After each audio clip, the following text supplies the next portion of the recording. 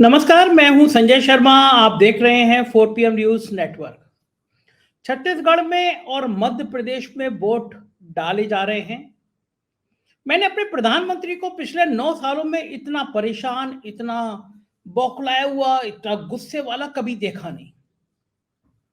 क्या मालूम है इसका कि 5 राज्यों के जो रुझान हैं, प्रधानमंत्री जी के पास तो बहुत ताकत होती है, आईबी होती है, इंटेलिजेंस होता है, संघ होता है, पार्टी का फोरम होता है। पता चल जाता है आमतौर पर कि माजरा क्या है, नजारा क्या है, तापमान क्या है। तो मैं क्या मानूं कि प्रधानमंत्री की जो जो गुस्सा है, जो बौखलाहट है, वो क्या इसलिए है कि उनको पता चल गया है कि 5 राज्य हाथ से जा रहे हैं। और मैं क्या मानूं कि प्रधानमंत्री जी को ये लग गया है कि ये 2014 नहीं है, जब वो भगवान विष्णु का अवतार थे। लोग उनको कहते थे कि ये तो भगवान विष्णु का अवतार हैं। मुझसे एक सीनियर पीसीएस अफसर से मेरी बहस हो गई। मुझसे बोला क्या वो कैसे कह सकते हैं वो तो भगवान विष्णु का अवतार हैं। और यूपी के डीजीपी रहे, मेरे मित्र थे वो मुझसे कहने लगे आप बड़ा गलत करते हो, आप उनके खिलाफ कुछ भी बात कहते हो, वो साक्षात विष्णु जी का अवतार है। ये कहते थे, धारणा थी।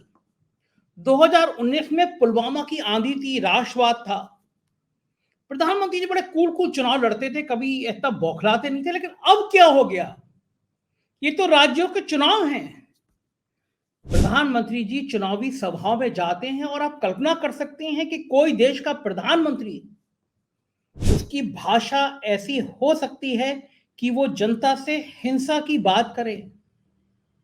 प्रधानमंत्री जी कहते हैं कि इस तरह बटन दबाओ, पूरी भीड़ को आह्वान करते हैं कि इस तरह बटन दबाना कि सामने वाले को फांसी हो जाए। देश का प्रधानमंत्री के जल्लाद की भूमिका में आ गया है। आप विकास की बात करते करते जल्लाद की भूमिका में आके लोगों को आह्वान कर रहे हैं हिंसा का, कि बटन ऐसे दबाना कि सामने वाले को फांसी हो जाए। ये तो बड़ा खराब है, अशोभनीय है। हमने नेताओं को गिरते हुए देखा है, बहुत देखा है, नेताओं का चरित्र गिरते हुए देखा है। लेकिन नेताओं की भाषा, वो भी प्रधानमंत्री की भाषा, ऐसी हो जाएगी, ये हमने कभी सोचा नहीं था, सपने में भी नहीं सोचा था। इस देश में अटल बिहारी वाजपेयी जैसे प्रधानमंत्री हुए, देवी इंदिरा। कभी आपने इंदिरा गांधी के ऊपर जो उनकी सबसे बड़ी आलोचक थी, वो भी आलोचना करते थे, कभी आपने एक मर्यादा के परे जाके अटल बिहारी वाजपेयी के मुंह से एक शब्द नहीं सुना होगा। इंदिरा जी को छोड़ दीजिए, किसी विपक्ष के नेता के लिए नहीं सुनना होगा। लेकिन प्रधानमंत्री जी इतने बौखलाए हुए हैं, इतने हताश हैं, इतने गुस्से में हैं, कह रहे हैं मूर्खों का सरदार, राहुल गांधी की तरफ इशारा कर रहे हैं। क्या ये भाषा देश के प्रधानमंत्री, 140 करोड़ के आबादी का नेतृत्व है उनके हाथ में, पूरी दुनिया देखती है भारत की तरफ, क्या ये भाषा शोभा देती है?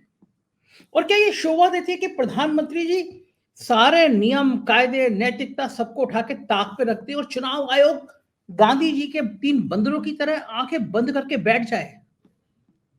तो अब किससे अपेक्षा करेंगे? क्या देश के आम आदमी से अपेक्षा करेंगे कि वो विद्रोह करे, या फिर देश के सुप्रीम कोर्ट की तरफ निगाह भर के देखेंगे, चंद्रचूड़ साहब की तरफ देखेंगे कि ये हो क्या रहा है देश में? ये लोकतंत्र का मखौल उड़ रहा है। मैं आगे बताऊंगा उन सब बातों को। तो क्या हम चंद्रचूड़ साहब की तरफ देखेंगे कि आप खुद स्वतः संज्ञान लीजिए? जब चुनाव आयोग गूंगे बहरों की तरह बैठ गया है, इस देश में कुछ कर नहीं रहा, तो आप स्वतः संज्ञान लीजिए, इन चुनाव को रद्द करिए। अब आप पूछेंगे कि ऐसा क्यों? तो मैं आपको बताता हूं कि हर चुनाव को कराने के लिए एक एक नियम है, एक कायदे हैं, कानून है। आप चुनाव के बीच में कोई घोषणा नहीं कर सकते, आप चुनाव में धर्म का इस्तेमाल नहीं कर सकते। लेकिन यहां तो सारी नैतिकता मानो तोड़ने के लिए बनी है। प्रधानमंत्री जी को पता था कि वो छत्तीसगढ़ में ये ऐलान नहीं कर सकते, पड़ोस के राज्य में जाते हैं, वहां आदिवासियों के लिए ऐलान कर देते हैं हजारों करोड़ का। पता है कि बात छत्तीसगढ़ तक जा पहुंचेगी, किसानों के खातों में सीधी सीधी राशि इसी दौर में पहुंच जाती है जब चुनाव चल रहे होते हैं। ये नियम है कि कोई भी सहायता, कोई भी राशि, कोई भी विकास कार्यों की शुरुआत नहीं हो सकती, ना उसकी सेकंड किस्त जारी होती है विकास कार्यों की, अगर चुनाव चल रहे होते हैं। ये विधायक, सांसदों के लिए नियम है, लेकिन देश का प्रधानमंत्री अगर इन नियमों को तोड़ने पे आमादा हो जाएगा, अगर देश के प्रधानमंत्री कह देंगे मैं तुम्हारा नियम नहीं मानता तो कौन मानेगा? चुनाव आयोग की हैसियत नहीं बची है कि वो प्रधानमंत्री के लिए एक टीका टिप्पणी कर दें। प्रधानमंत्री की भाषा कितनी जहरीली हो, कितनी गंदी हो, कितनी नैतिकता से परे जाके हो, लेकिन चुनाव आयोग की हिम्मत नहीं है कि वो प्रधानमंत्री जी से पूछ लें कि ये चुनाव के नियमों का उल्लंघन है। तो फिर कार्रवाई कौन करेगा? इस देश में अगर प्रधानमंत्री ही कानून की अवहेलना करने लगे, इस देश में अगर प्रधानमंत्री संविधान को ना माने, तो फिर कौन मानेगा? सारी आशाएं, सारी उम्मीदें फिर सुप्रीम कोर्ट पर जाकर टिकती हैं, चंद्रचूड़ साहब पर जाकर टिकती हैं कि वो पूछे तो चुनाव आयोग से कि प्रधानमंत्री जी ने बीच चुनाव में झारखंड में आदिवासियों के लिए ये सुविधाएं, ये करोड़ों रुपए की राशि, इसका ऐलान क्यों किया? वो पूछे तो ये किसानों की जो मदद वाली राशि है, ये बीच चुनाव में क्यों डाली गई? कौन पूछेगा उनके अलावा? तो मैं क्या उम्मीद करूं कि सुप्रीम कोर्ट इसका स्वतः संज्ञान लेगा? सुप्रीम कोर्ट चुनाव आयोग को निर्देशित करेगा कि इन राज्यों के चुनाव रोकिए आप। अगर देश के प्रधानमंत्री इस बात पर तुल जाएंगे कि मैं नहीं जाओ, मैं नहीं मानता नियम, मैं नहीं मानता कायदे, मुझे जो मन में होगा वो करूंगा, और चुनाव आयोग की हैसियत नहीं हो, तो फिर क्या होगा? देश में कहा संवैधानिक संकट पैदा होगा तो उसका समाधान क्या है? उसे तमाम मित्र मुझसे सवाल से पूछ रहे हैं कि इसका रास्ता क्या है। अगर प्रधानमंत्री चुनाव आयोग के निर्देशों की अवहेलना कर रहे हैं, मैंने उनसे कहा कि क्या किया जाए? कर्नाटक में भी तो ऐसी अवहेलना की थी। चुनाव आयोग के नियम है कि आप कभी भी किसी भी रूप में धार्मिक स्थलों का, प्रतीक का, चुनाव का कोई बात नहीं करेंगे चुनाव के दौरान। कर्नाटक में इन निर्देशों को ताक पर रखा प्रधानमंत्री जी ने। मोहल्ले मोहल्ले, गली गली घूमकर कहा कि बजरंग बली के नाम पर वोट करना, जाओ तो बजरंग बली का नाम लेना, फिर वोट करना। प्रधानमंत्री जी ये कहना भूल गए कि जाओ बजरंग बली के नाम पर भारतीय जनता पार्टी को वोट करना। कर्नाटक के लोग निकले घर से, जय बजरंग बली का नारा भी लगाया, लेकिन कांग्रेस को वोट कराए। अब प्रधानमंत्री जी को अब याद आया कि अब किसे धर्म का इस्तेमाल सही तरीके से करना है। मैं मध्य प्रदेश गया, मैंने वहां सड़कों पर होर्डिंग लगे देखे। अयोध्या में बन रहा है फिर श्री राम का मंदिर, भारतीय जनता पार्टी ने बनवाया श्री राम का मंदिर, आगे भी हम इस तरह मंदिरों का जीर्णोद्धार करेंगे। ये होर्डिंग लगे हैं मध्य प्रदेश में, भोपाल में, इंदौर में। प्रधानमंत्री जी की और बाकी पार्टी के नेताओं की फोटो लगी है। देश के गृह मंत्री ऐलान कर रहे हैं कि अगर यहां सरकार बनेगी मध्य प्रदेश में, तो यहां के लोगों को हम अयोध्या में दर्शन कराएंगे, मुफ्त में रामलला के दर्शन कराएंगे। ये धार्मिक चीजों का इस्तेमाल नहीं है तो क्या है? संजय राउत ने पूछा है कि आप मध्य प्रदेश के लोगों का दर्शन कराएंगे, बाकी लोगों को क्या कराएंगे? बाकी लोग दर्शन नहीं कर सकते क्या? भगवान राम तो सबके हैं, लेकिन चुनाव में क्या काम? भगवान आस्था का केंद्र है, भगवान राम हमारे दिल में रहते हैं।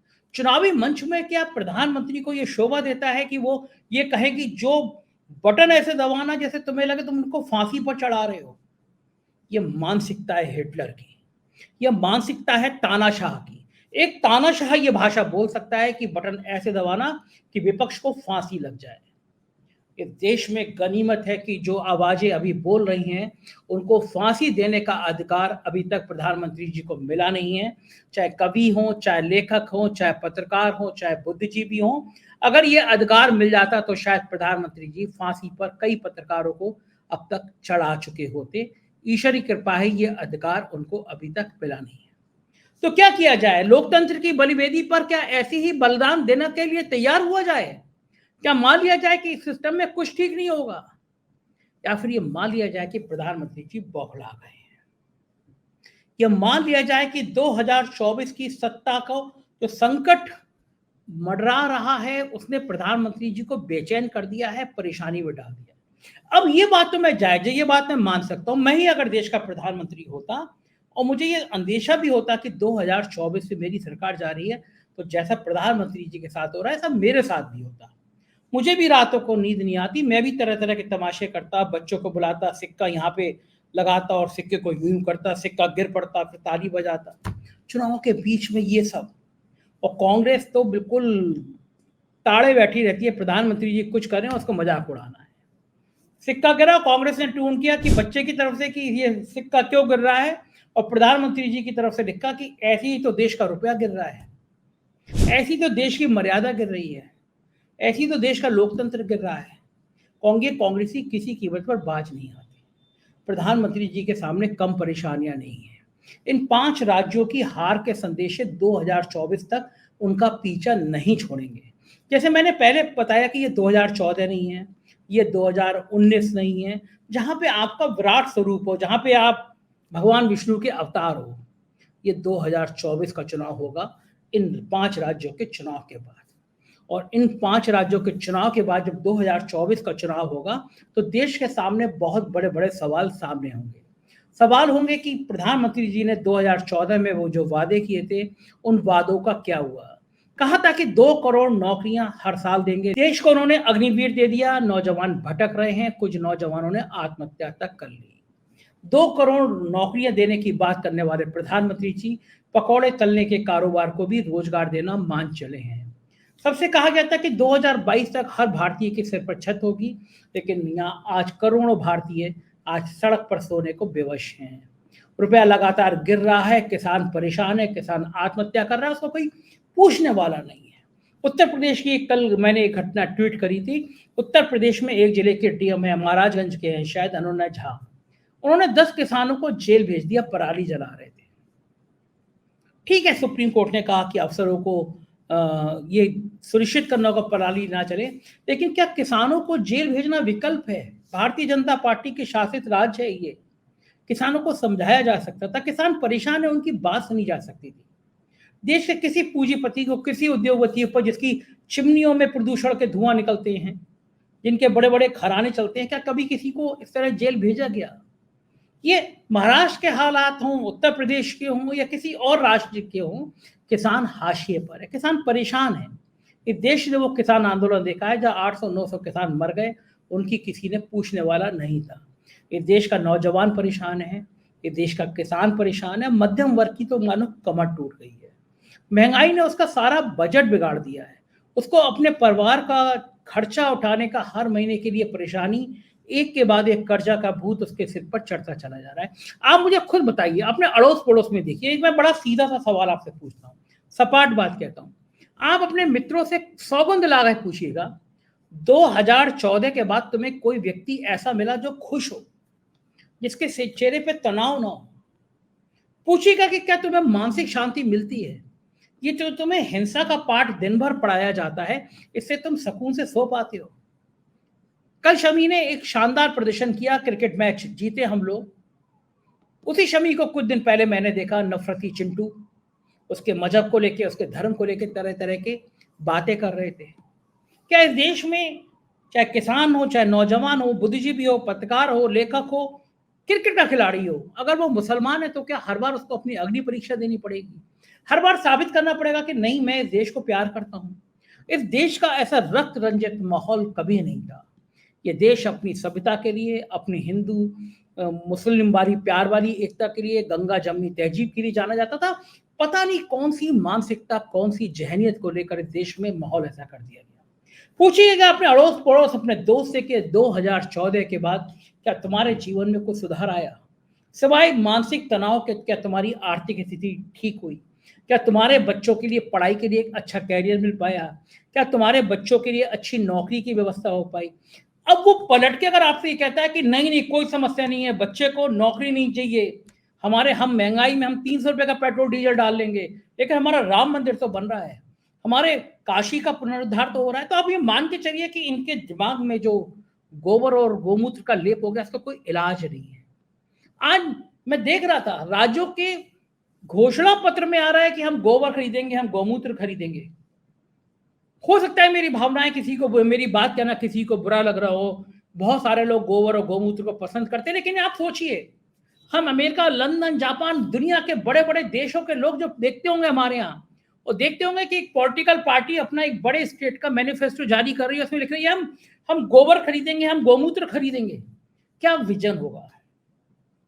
मैं उन लोगों को बिल्कुल मना नहीं कर रहा जो कोरोना टाइम में अपने यहाँ गोबर का लेप किया करते थे, गौमूत्र पिया करते थे, नारे लगाते थे इससे बीमारी दूर हो जाएगी। मैं उनकी बात बिल्कुल नहीं कर रहा, उनका दिमाग में तो गोबर भर गया है, लेकिन वही गोबर अब आपके दिमाग में भरने की कोशिश की जा रही है। उसी गोबर को आपको दिमाग में भर भर के ये दिमाग आपका कुंद किया जा रहा है कि बच्चों की पढ़ाई की चिंता मत करो, किसानों से कहा जा रहा है छोड़ो किसानी। तुम देखो मंदिर तो बन गया, मंदिरों का तो उद्धार हो गया। ये काम सरकारों के नहीं होते। मंदिर बनवाना है ना, तो सारे भारतीय जनता पार्टी के विधायक अपने अपनी एक एक साल की तनख्वाह डोनेट करें मंदिर के लिए, सारे मेंबर ऑफ पार्लियामेंट डोनेट करें। भोड़ों के बड़े बड़े घराने हैं, प्रधानमंत्री केयर फंड सरकारी नहीं है क्योंकि उसका कोई हिसाब किताब नहीं है, उसको पैसे दिए जाए। सरकार के टैक्स का पैसा मंदिर और मस्जिद में नहीं लगना चाहिए, एकदम नहीं लगना चाहिए। ये टैक्स हिंदू भी देता है, ये टैक्स मुसलमान भी देता है। इस टैक्स के लिए आप 25 लाख दिए नहीं जला सकते। हकीकत देखिए, जब आप दिए जलाते हैं, अगले दिन लाइन लगाए होते हैं लोग, उनका बचा हुआ तेल ले जाते हैं घर पे। यह हकीकत है।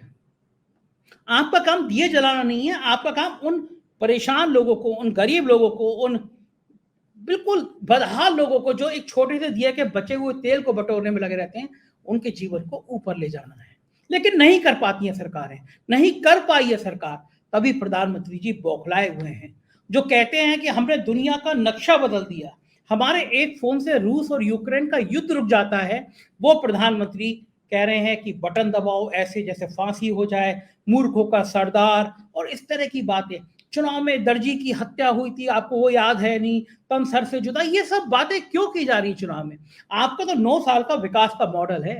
आपका तो ये मॉडल है कि आप देश को बहुत आगे ले गए, 5 ट्रिलियन इकोनॉमी में ले गए और आर्थिक विकास पे आप छलांग मार रहे हैं। तो उनकी बातें करो ना मंच पे, बताओ कि आपने देश को क्या किया। आप उन मंचों में बताओ कि रूस और यूक्रेन का युद्ध आपके कहने पर रुका, लेकिन आप बताओगे नहीं, क्योंकि तब पलट के आपसे पूछेंगे, प्रधानमंत्री जी एक छोटा सा 22 लाख की आबादी वाला राज्य है मणिपुर, उसका मां तक नहीं बोल पाए आप, आपकी हिम्मत नहीं पड़ी मणिपुर का मां बोलने में, क्योंकि आप वहां फ्लॉप हो गए, हिंसा रोकी नहीं, आप जा नहीं पाए। और यही कारण है ये 5 राज्यों में उनकी चुनाव साख दांव पे नहीं है, मैं कह रहा हूं 4 पे है, 5 में को तो जाने की हिम्मत ही नहीं जुटा पाए। मिजोरम तो प्रधानमंत्री जी गए नहीं।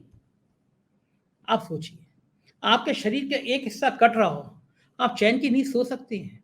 एक राज्य महीनों से जल रहा है, वहां हिंसा हो रही है, हमारे देश का प्रधानमंत्री वहां जाए भी ना, वहां बात भी नहीं करे। राहुल गांधी कैसे चले गए मणिपुर में? उनमें कौन सी ताकत आ गई थी, वो कैसे चले गए? वो जा सकते हैं तो प्रधानमंत्री तो 1000 गुना सिक्योरिटी में रहते हैं, वो क्यों नहीं जा सकते? और आप क्यों नहीं सवाल कर सकते? आप जब सवाल करेंगे तो आपसे कहेगा नहीं नहीं नहीं, ये बातें मत करो, देख लीजिए अयोध्या में राम मंदिर बन रहा है। आप ये बातें ना करें, आप बच्चे की बात ना करें, आप अपनी महंगाई की बात ना करें, तो अयोध्या में राम मंदिर बन रहा है। आप ही इसका इलाज कर सकते हैं, आप ही इस बात का इलाज भी है और समस्या भी है। अपने दिमाग को थोड़ा खुला बनाइए कि देखिए, देश तरक्की तब करेगा जब हर जाति के, हर मजहब के लोग एकजुट होकर इस देश को आगे बढ़ाएंगे। प्रधानमंत्री जी की जो हताशा है, जो बौखलाहट है, वो जायज और होनी भी चाहिए। अगर आप जनता को इतना मूर्ख बनाएंगे तो ये हताशा, ये बौखलाहट प्रधानमंत्री जी आपके चेहरे पे आनी भी चाहिए, जो आ रही है। नतीजा क्या होगा 30 दिसंबर को हम देखेंगे। लेकिन दुख की बात है, हमारे प्रधानमंत्री को इस तरह की शब्दों की मर्यादा लांघनी नहीं चाहिए। इस तरह नैतिकता का पाठ लोगों को पढ़ाते पढ़ाते खुद अनैतिक हो जाए, ये मुझे तो कम से कम शोभा नहीं देता। और मैं सुप्रीम कोर्ट के चीफ जस्टिस चंद्रचूड़ साहब से जरूर मांग करूंगा कि अगर इन चुनावों में चुनाव आयोग आंखें बंद करके बैठा है, प्रधानमंत्री क्या वास्तव में अगर चुनाव आयोग के निर्देशों का धज्जियां उड़ा रहे हैं, तो कम से कम ये देश आपसे पहल की उम्मीद करता है।